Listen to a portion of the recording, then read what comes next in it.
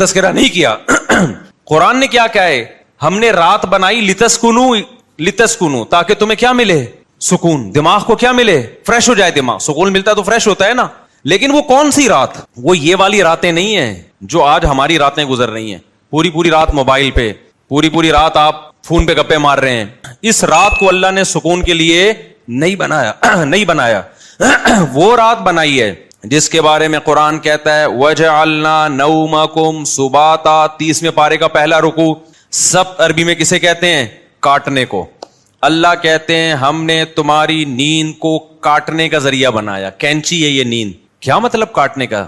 आपका जो इस दुनिया से कनेक्शन है ना, जो तारें गई हैं जहां से इस दुनिया के सिग्नल आपके दिमाग में आ रहे हैं, नींद उन सिग्नल को क्या कर देती है, उस तारों को क्या कर देती है, काट देती। देखो एक आसान मिसाल से बात समझाता हूं। इंसान के जिस्म के हर पार्ट को आराम चाहिए कि नहीं चाहिए? बोलो, आराम किसे कहते हैं? आपकी बॉडी का जो पार्ट किसी काम में मशगूल हो तो कुछ वक्त के लिए उससे वो काम छुड़ा दिया जाए, इसको रेस्ट कहते हैं। इट इज कॉल्ड, बोलो ना, रेस्ट। मिसाल के तौर पर मैं बोल रहा हूं, अब मेरे गले का काम है बोलना। बोलते बोलते बोलते बोलते अगर मैं कभी खामोश ही ना हूं तो मुझे गले को आराम देने के लिए कुछ वक्त के लिए क्या करना पड़ेगा, खामोश रहना पड़ेगा। ऐसा ही है ना? तो गले से काम था बोलना, उसका रेस्ट क्या है, उससे बोलना आप छुड़वा दें तो कुछ वक्त के लिए सुकून में आ जाएगा, वो दोबारा बोलने के काबिल हो जाएगा। कान का काम क्या है, सुनना। हर वक्त सुनते सुनते आदमी कहता है बंद कर यार इसको, थक जाता है ना कान, यार थोड़ी देर सुकून का माहौल चाहिए, कुछ नहीं सुनना हमने। टांगों का काम क्या है, अबे बोलो ना, चलना। चलते चलते चलते एक वक्त आता है आप कहते यार बैठ जाओ यार, कुछ देर रेस्ट कर लो, लेट जाओ, कुछ आराम दे दो। तो टांगों से चलना छुड़वा देना, ये टांगों का रेस्ट है। ऐसे है या नहीं है? जिम में आप जाते हो, वजन उठा रहे हो, 3 सेट लगा लिए, 4 सेट लगा लिए, अब नहीं उठा जा रहा तो आपका ट्रेनर आपको क्या कहेगा, भाई अब बाजू को थोड़ी देर क्या दे दे, रेस्ट दे दे। जो काम में मशगूल था उससे वो काम छुड़वा दे। अब देखो ये सारे काम जो हमारी बॉडी कर रही होती है, इनको छोड़ने का ऑर्डर दिमाग देता है। दिमाग कहता है चलना बंद कर दो, दिमाग कहता है सुनना बंद कर दो, दिमाग कहता है बोलना बंद कर दो। दिमाग का अपना काम क्या है? दिमाग का रेस्ट कैसे होगा? दिमाग का काम है सोचना। क्या ख्याल है भाई? अगर आप लोग सोच रहे हो तो समझ में आएगा कि दिमाग का क्या काम है, सोचना। मुझे आप बताओ, दुनिया में कोई माई का लाल ऐसा पैदा हुआ है जो दिमाग को कह के सोचना बंद कर दे? दिमाग को ऑर्डर कौन देगा? हाय हाय हाय, आप चल रहे हो, टांगों को कौन ऑर्डर देगा कि रुक जाओ? इतना तो मेरा ख्याल है जनरल नॉलेज का सवाल है, ये तो कोई माशरती उलूम का सवाल नहीं पूछा मैंने। टांगों को कौन ऑर्डर देता है कि रुक जाओ? दिमाग ऑर्डर देता है, तभी हम ब्रेक लगा लेते हैं। मैं बोल रहा हूं, बोलते बोलते थक गया, तो मेरे गले को कौन ऑर्डर देगा कि रुक जाओ? दिमाग ऑर्डर देगा। इससे पता चलता है ऑर्डर देने वाला हमेशा उससे सुपीरियर होता है। आपकी बॉडी का जो पार्ट है ना, कोई भी पार्ट, उसको ऑर्डर देगा बादशाह। वो कौन है? वो दिमाग है। फिर ये उसकी बात मानेगा, रुक जाएगा। क्योंकि हमारे टांगों के पास सोचने के लिए दिमाग नहीं है, वो खुद नहीं रुकेंगी, उनको ऑर्डर ऊपर से आएगा। लेकिन दिमाग को ऑर्डर कौन देगा कि सोचना बंद कर दे? नहीं है ये बात, दिमाग ऑर्डर नहीं दे सकता। दिमाग के लिए कोई ऊपर की चीज हो जो दिमाग को ऑर्डर दे के सोचना बंद कर दे। क्योंकि दिमाग जब अपने आप को ऑर्डर देगा कि सोचना बंद कर दे, तो इसके लिए दिमाग सोचेगा, तो सोचने का अमल कम नहीं होगा बल्कि सोचने का अमल बढ़ जाएगा। अबे कैसे समझाऊं, मुझे बताओ यार। कॉमन सेंस की बात कर रहा हूं या नहीं कर रहा? कॉफी पी के आए हैं कि नहीं आए हैं, मुझे ये बात बताओ। अगर कॉफी की आदत नहीं है ना, फिर बगैर पिए भी दिमाग फ्रेश होगा। अगर आदत पड़ चुकी है तो एक एक कप आपको पिलाना पड़ेगा, उसके बगैर खोपड़ी में बात नहीं आएगी। ये नुकसान है कॉफी का। फिर भी हम कहते हैं पी लो, हमें भी कभी दिमाग खोपड़ी काम नहीं कर रही होती, 2 चुस्के हम भी लगा लेते हैं। ठीक है, पैदा तो इसी सोसाइटी में हुआ है ना, फजाइल नहीं बयान करते हम। अच्छा खैर, तो अब दिमाग का काम क्या है? दिमाग को सुकून ऐसे मिलेगा, सोचना छोड़ दे। अब आप क्या करोगे? अब आप बैठ गए, टांगों को ऑर्डर दिया रुक जाओ, टांगे रुक गई। कमर थक गई है बैठे बैठे, कमर को ऑर्डर दिया भाई लेट जा, लेट गए भाई। अब दिमाग थक गया आपका, अब आप दिमाग को ऑर्डर दे रहे हो सोचना बंद कर दे। दिमाग का बाप भी सोचना बंद नहीं करेगा, बल्कि और सोचेगा। तभी तो ओवर थिंकिंग की एक बीमारी है ना। लोग कहते हैं हम जब सोने के लिए लेटते हैं तो उस वक्त तो बिल्कुल ही नींद उड़ जाती है हमारी। वैसे चलते फिरते रहेंगे नींद आएगी, बैठे हुए नींद आ रही है, सोने के लिए लेटे और नींद के अलावा अब सब कुछ आना शुरू। क्योंकि दिमाग अब नींद के बारे में सोचना शुरू कर देता है कि सो तू नहीं सोया, सुबह देर हो जाएगी, दिमाग खराब होगा, ये होगा। उससे नींद आने के बजाय क्या होती है? इस टेंशन से नींद और उड़ती है। समझ में आ रही है बात? तो इसका हल अल्लाह ने क्या रखा है? اللہ نے کہا یہ تمہارے بس میں نہیں ہے کہ تم سو جاؤ, کیونکہ تمہارے پاس جو سب سے پاورفل پارٹ ہے نا وہ دماغ ہے. اس دماغ کے کنٹرول میں نے تمہارے سارے پارٹ دے دیے ہیں. دماغ کس کے کنٹرول میں ہے؟ وہ میرے کنٹرول میں. وہ کسی کا باپ بھی نہیں سلا سکتا جب تک میں نہیں چاہوں گا. لہذا تم نے کیا کرنا ہے؟ سونے کے اسباب اختیار کرنے ہیں. سونا تمہارے بس میں نہیں ہے. اسباب کے بتی بجھا دی, لیٹ گئے, سکون کا ماحول ہو گیا, پنکھا چلا دیا, یا نیند کی گولی کھا لی, بہت زیادہ ہو گیا تو یہی ہوگا نا. تو اس سے نیند کی گولی بھی آپ کو یاد رکھو سلاتی نہیں ہے. وہ کیا کرتی ہے؟ آپ کے جو پٹھے ہیں ان کو ریلیکس کر دے گی, خیالات کو مجتمع کر دے گی. نیند ڈاکٹر کہتے ہیں کہ نیند خود سے آتی ہے انسان کو, کوئی دوا نہیں لاتی نیند. دوا یہی ہے کہ وہ اسباب پیدا کر دیتی ہے, اس کے سکون کے اسباب پیدا کر دیتی ہے. لیکن دوا ڈائریکٹ نیند لانے والی اب تک کوئی دوا میری معلومات کے مطابق ایجاد نہیں ہوئی, جو ڈاکٹر کہتے ہیں. تو اب کیا ہوتا ہے؟ اب اللہ تعالیٰ بیچ میں آتے ہیں. اللہ تعالیٰ کہتے ہیں وَجَعَلْنَا نَوْمَكُمْ سُبَاتًا, تم اسباب اختیار کرتے ہو, لیٹ جاتے ہو. ہم کیا کرتے ہیں؟ تمہاری نیند ایک کینچی لے کر آتے ہیں ہم, کیونکہ ہم جو سوچنا بند نہیں کر رہے نا, وجہ اس کی کہ ہمارے دماغ کا اس دنیا سے کنیکشن ہے.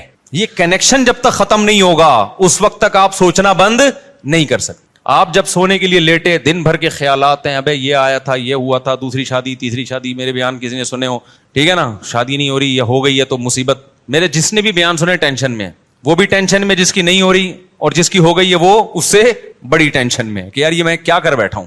تو ٹینشنوں میں اور یہ اور وغیرہ وغیرہ 20 قسم کے آپ نکالتے چلے جاؤ دماغ سے. نہیں, اللہ کہتے ہیں میری قدرت کام کرتی ہے.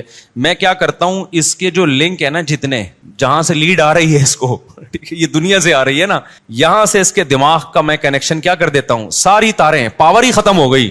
ارے میرے بھائی, بچہ کمپیوٹر پہ بیٹھا ہو, ہل کے نہ دے رہا ہو, پولیس بلا لی, بیٹا ہٹ جا یہاں سے, نہیں ہل رہا ہو, تو آخری حل آپ کے پاس کیا ہے؟ وہاں سے پاور کھینچ دو, پاور ہی نکال دو, ایسی کی تیز تار ہی کاٹ دو بیچ میں سے. اب چلے گا؟ اب پہیہ لگا کے تو چلے گا, ویسے نہیں چلے گا کمپیوٹر. تو اللہ میاں بھی کہتے ہیں وَجَعَلْنَا نَوْمَكُمْ سُبَاتًا, ہم نے تمہاری نیند کو دماغ اور اس دنیا کے کنیکشن کا کاٹنے والا, یہ نیند ایک کینچی ہے جو کیا کرتی ہے؟ تمہارے دماغ کا اس دنیا سے کنیکشن ختم. اصل بات جو میں بتانا چاہ رہا تھا, اللہ قرآن میں کیا کہتا ہے کہ تمہیں سکون دماغ کو اس وقت ملے گا جب کافی پیو گے, نہ چائے پینے سے, نہ چرس پینے سے, ہیروئن پینے سے, نہ دماغ کے سکون کے لیے اللہ نے نیند بنائی ہے. اور وہ والی نیند جو تمہارا اس دنیا سے کنیکشن ختم کر دے. کیونکہ ہم نے بہت سے لوگوں کو دیکھا ہے سو رہے ہوتے لیکن سب پتا ہوتا ہے کہ کیا ہو رہا ہے. اس کا مطلب ان کی نیند نہیں ہوتی ہے. گھوڑے بیچ کے سونے والی نیند کا اللہ ذکر کر رہا ہے قرآن میں. آپ دیکھ لو نا, آج کل جو نیندیں ہو رہی ہیں, سو رہے ہیں اور سب سن بھی رہے ہیں کہ ہو کیا رہا ہے, بیگم کیا باتیں کر رہی ہے, کس کی غیبتیں کر رہی ہے, گھر میں ساس کتنے دن سے آگے ٹھہری ہوئی ہے, جا کیوں نہیں رہی ہے, مہنگائی بڑھ رہی ہے, اسٹیبلشمنٹ نے یہ کیا کر دیا اور فلانے نے یہ کیا کر دیا, اور مہنگائی کو یہ کیوں ہو گیا, وغیرہ وغیرہ 20 قسم کے مسائل, اور سو بھی رہا ہے. ذرا سی بات کرو تو کہتا ہے کیا, اچھا سوتے سوتے بتا رہا ہوتا ہے چپ ہو جاؤ میں سو رہا ہوں. ابے تجھے پتا کیسے چلا اگر تو سو رہا ہے بھائی؟ کہتا ہے چپ ہو جاؤ میں کیا کر رہا ہوں, سو رہا ہوں. میں ایک دفعہ سو رہا تھا, گھر والوں نے مجھے اٹھایا کہ دروازے پہ کوئی ہے, تو میں نے کہا مجھے اٹھایا کیوں, کیا نیند خراب نہ ہو جائے نا. میں نے کہا نیند تو ہو گئی خراب, نیند تو ہو گئی خراب.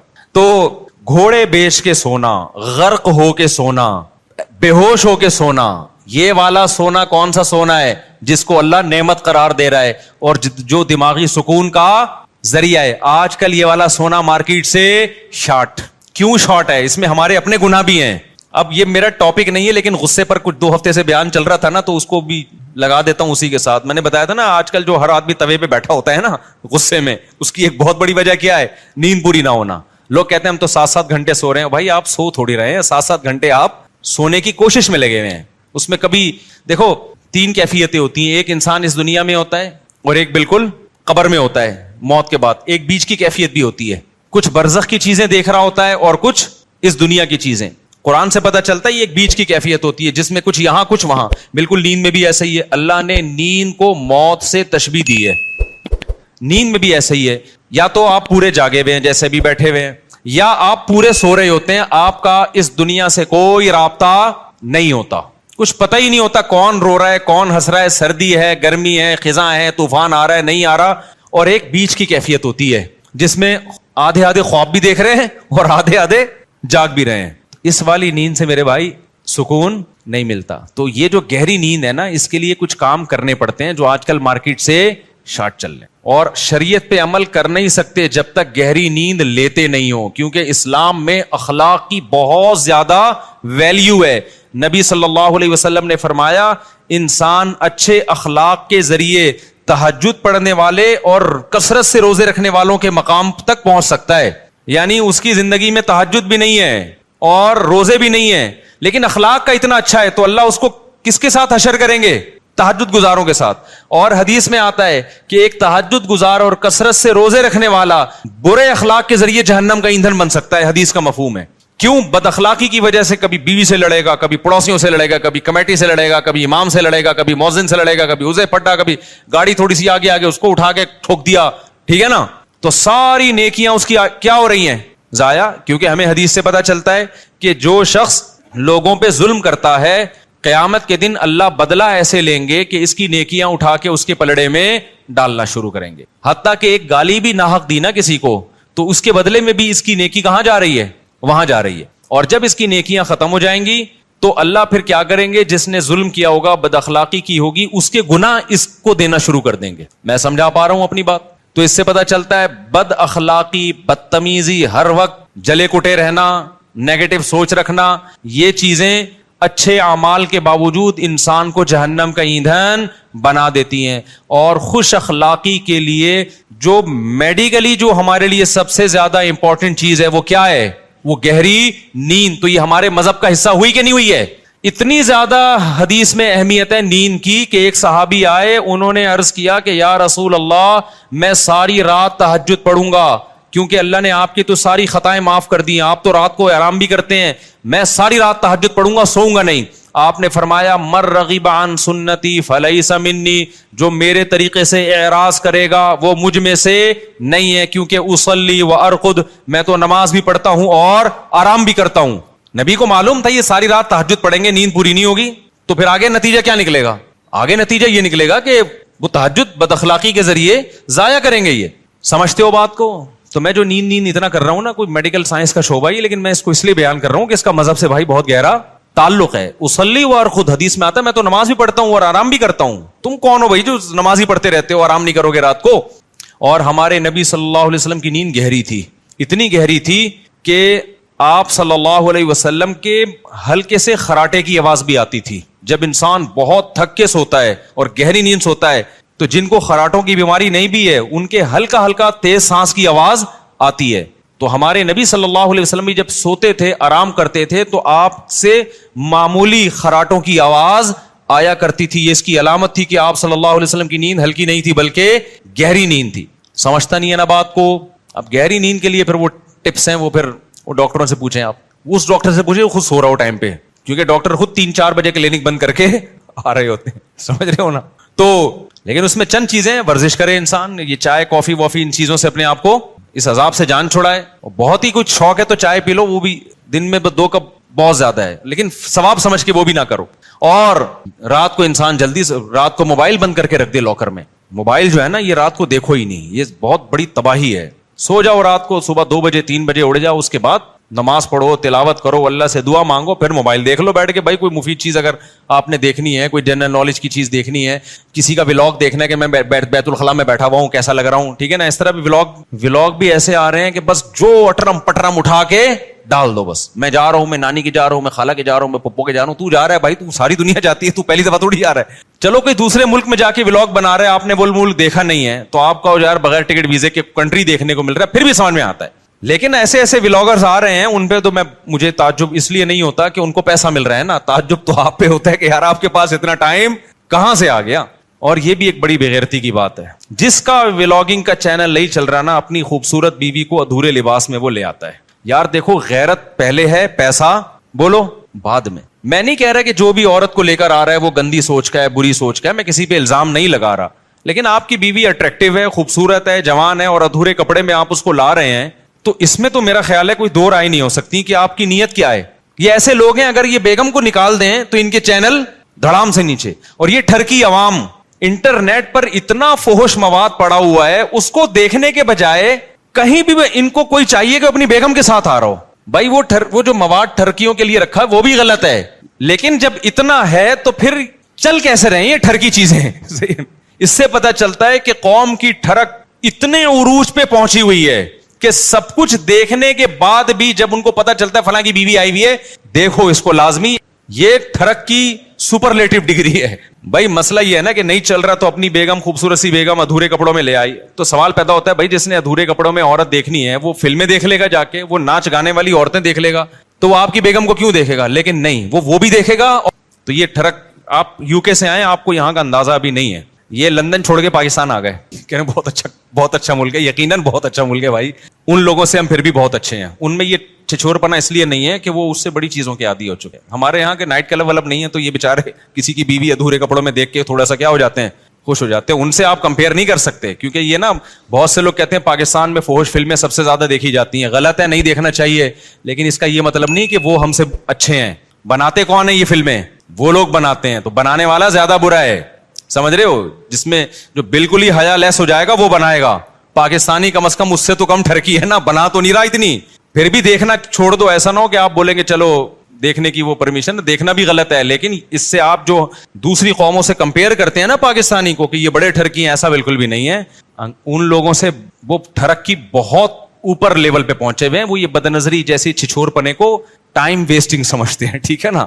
یہ پاکستان کے غریبوں کے کام ہے یہ کام. خیر, تو جلدی سے میں بات کو سمیٹوں, کہاں سے کہاں چلی گئی. تو میں یہ کہہ رہا تھا یہ تھوڑا سا کنٹرول کر لیں سونے وونے کو, تاکہ اوپر کی سیٹنگ کیا ہو جائے, سیٹ ہو جائے, اور یہ طلاقیں بھی کم ہو ہماری سوسائٹی میں, اور یہ مار دھاڑ کے واقعات بھی کم ہو, اور یہ جو یونیورسٹیوں میں ڈرگس چل رہا ہے, چرس, آئس, یہ سب چیزیں سکون کے لیے لے رہے ہیں لوگ, لیکن اس سے سکون آنے کے بجائے تباہ اور برباد ہو رہا ہے.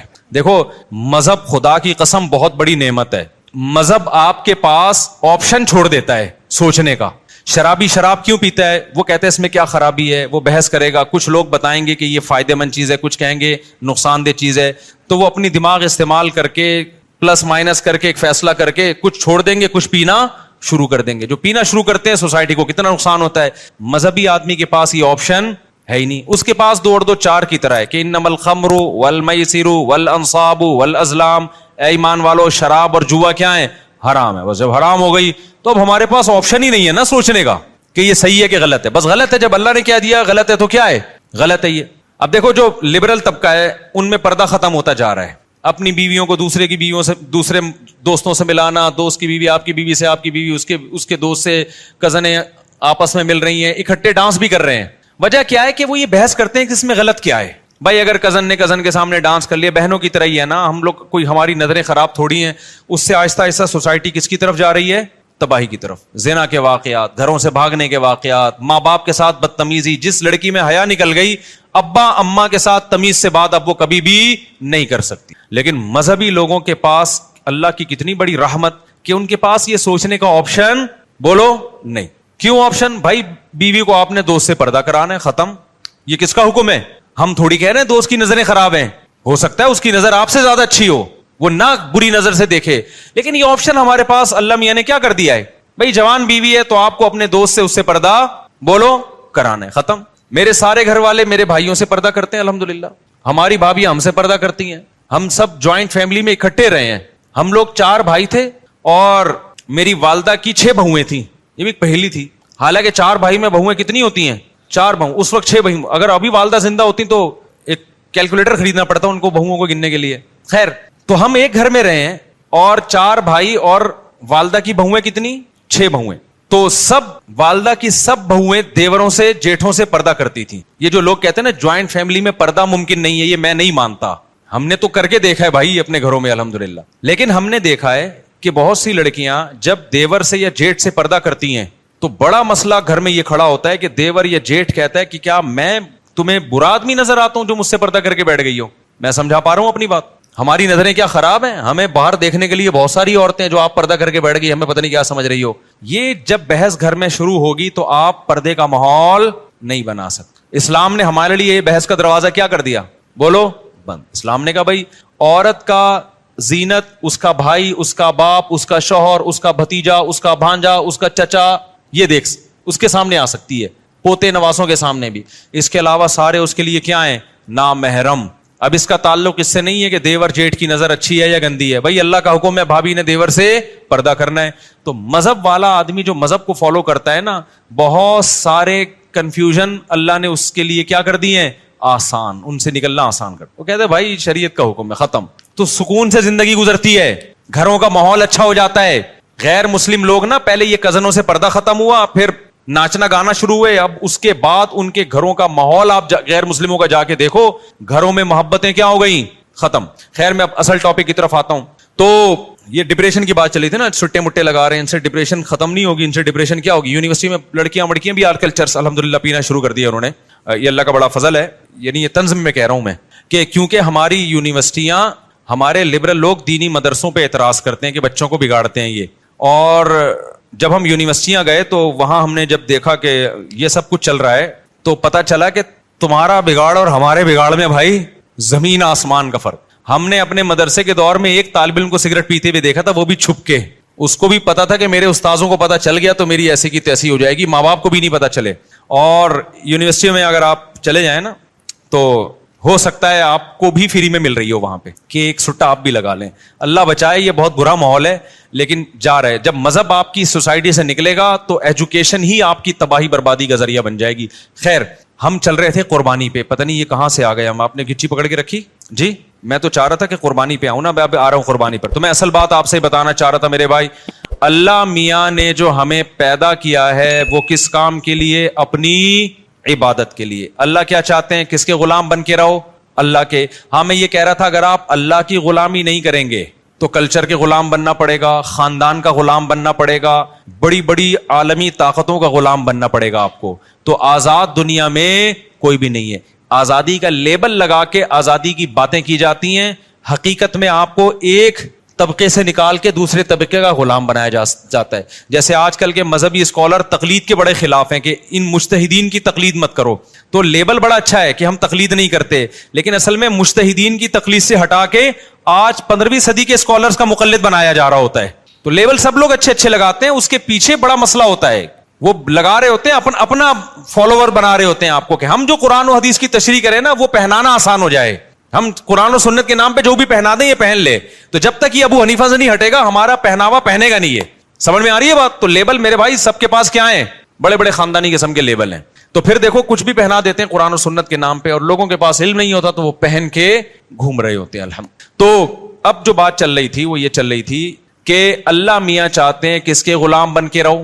وہ میں خاتون کا واقعہ بتا رہا تھا نا کہ خلا لے لیا، کورٹ نے فوراً کھڑاک سے خلا پکڑا دیا، بچے باپ سے محروم. اب جب بچیاں جوان ہوئی ہیں تو اب وہ در بدر کی ٹھوکریں کھا رہی ہیں. زندگی کس کی تباہ ہوئی ہے اس خلا کے نتیجے میں؟ مرد کی نہیں، عورت کی تباہ ہوئی ہے. مرد کی صحت پہ کوئی زیادہ فرق نہیں پڑتا. تو اللہ میاں کا جو قانون ہے نا وہ عورت کے فائدے میں ہے.